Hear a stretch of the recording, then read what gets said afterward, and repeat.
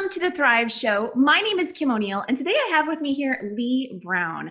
Leigh is a do-it-all professional whose expertise ranges from highly successful realtor and best-selling author to award-winning educator and international keynote speaker.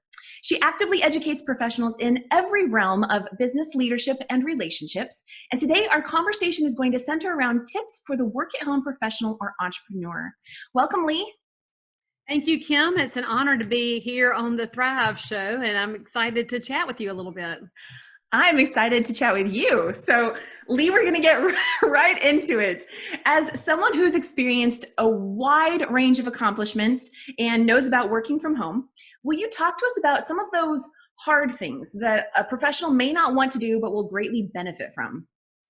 Well, what I've found is that it's in an entrepreneur's world, we think things are hard, but the things that we think are hard things are not hard things. The hard thing is doing the hard things.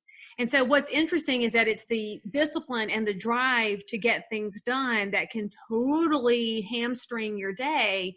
And especially when the world is unknown, which is all the time, because there's always going to be something that disrupts your life, whether it's the kids are home from school sick, or you're getting married, or you're getting divorced, or your business just lost a big client, or your accounts receivable suddenly had everybody pay at the same time. Like that ever happens. But these big things that happen in your business life disrupt things. And we know that the entrepreneurs' commissions and paychecks and revenues tend to go on a roller coaster cycle, and that's because of the hard things, or because of the hard thing of doing the hard things, which is creating the continuity and the discipline. And so the continuity and the discipline, you have to recreate that at home. If you go back 50 years, your boss created that for you because his boss created that for him, and his boss created that for him. And it's no mistake that I'm saying his and his and his, because that's what it looked like 50 years ago. And so we know that in a world where everybody has a chance and the ceilings pretty much have been blown off, it's actually really hard to find the disciplinary strength to keep yourself moving forward. So for me, the hard thing is step one.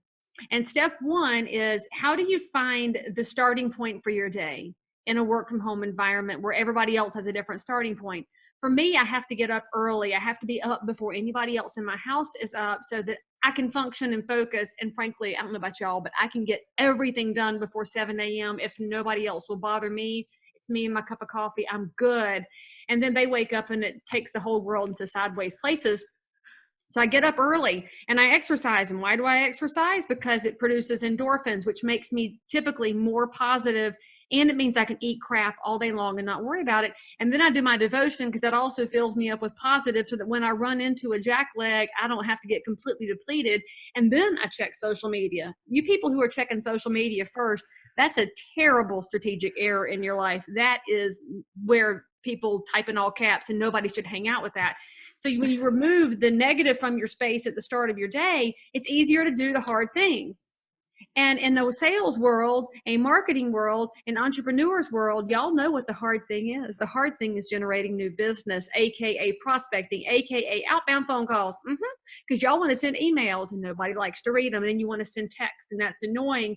And then you start spamming people through Facebook messaging, and that's just bad manners, when what you should be doing is picking up the telephone and calling and saying, hey, I know you just screened me and sent me to voicemail, so go check your text now. And then you send a text that says, hey, I tried to call you and you screened me. And the person on the other end now says, a human reached out to me. And if there's anything we know about the world that we're in and that the world we're going into as things continue to evolve with virtual space and virtual interviews and business that is a mix of in-person and online, it's that the more humanity we dial into and the more genuine reality we can dial into our humanity, the more connections we have, and the more connections we have, the more business we have. And it's not rocket science.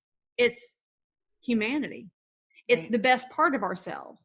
And when you find out that you do the best part of yourself early in the day, the rest of your day becomes a breeze. And you run into a hiccup and you say, it's cool because I already worked out, check that off my list, did my devotion, check that off my list, and made an outbound phone call, shazam. So now I can handle this wildfire that cropped up. Oh my goodness, Leigh, that was amazing. Yeah. So out of everything you said, you gave so many tips, but what's really hitting home is that discipline piece and knowing what matters and doing that first. So that was, I love that you shared that. So So often at work at home professionals connect with each other and their clients through online video conferencing, and people have mixed feelings about that. How can someone, yeah, how can someone find greater connection when doing business that way? So first of all, acknowledge your Zoom fatigue. I have Zoom fatigue. I hate it. And I also feel kind of sorry for Skype because they created all this space and then Zoom swooped in and took it over. So shame on Skype for sitting back. But isn't that the truth in any of our businesses? You can have the best idea in the world and then you don't shepherd it forward and then somebody else comes in and takes it up and goes next level with it. And the way they go next level with it is how Zoom has done. Zoom took their platform and said, we see what's happening. Let's quickly adapt. They created more free platform. They created more robust tools on the back end so that it wouldn't crash. Although the day we record this, of course, was the day they had like a worldwide meltdown, which is kind of funny, but it's worked for me all day. So sucks to be everybody else. But when you think about that, you are going to give up your space and your power to other people.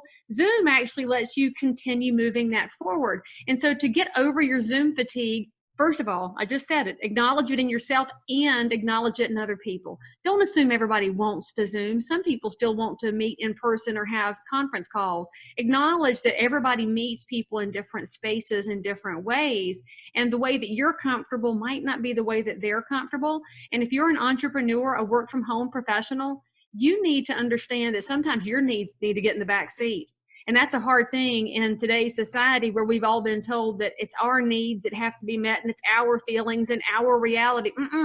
Not if you want to have a business that thrives long term. You better figure out what their reality is and get into that space, which means that when you're getting into Zoom, acknowledge the fact that not everybody has the same technical background. Some people know how to raise a hand. And some people, when you say raise your hand, they do this. And you're like, no, I meant in the participant button. And they're like, participant button. So you think about it, how could you give best practices to the participants of your Zoom call before you get into it? Tell them to elevate their screen and get a background light so they can look as good as possible. Tell them to please not be in the bathtub or the bed. I mean, there's little tips you could give to them to make them successful, because if the people with whom you're in the call are successful, you will be too. So Leigh, I love what you were just saying, because you were sort of leading us in the direction of connecting an entrepreneur's business with their local communities. And you're a fan of people supporting their local communities. So will you tell us, why do you recommend that? And what's the impact that connecting with someone's community can have on their entrepreneurial business?